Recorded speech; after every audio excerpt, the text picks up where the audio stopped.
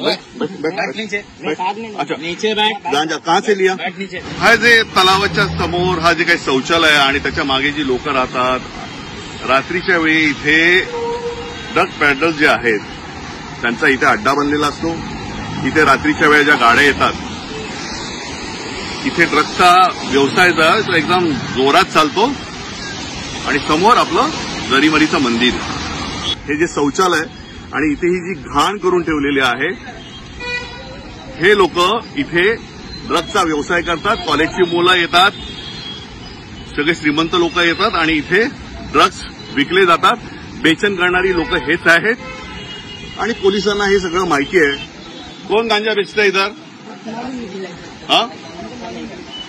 हा सगळा काय प्रकार आहे? हा आपला तलाव आणि समोर हे म्हणजे इथे हा अड्डा बनलेला आहे दिवसा ढवळ्या।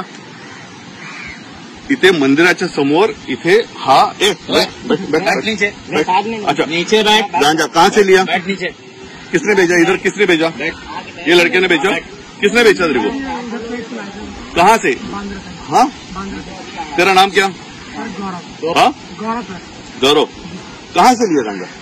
इन लोग बेचते? नहीं सर, हाँ, हा आहे तलाव, बँड्राचा आपला तलाव आणि हे असे सगळे गांजाडी लोक इथे बसलेले आहेत।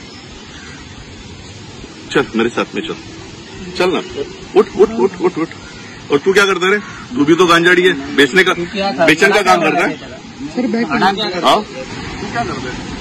हाँ, तू इधर क्या? हाँ,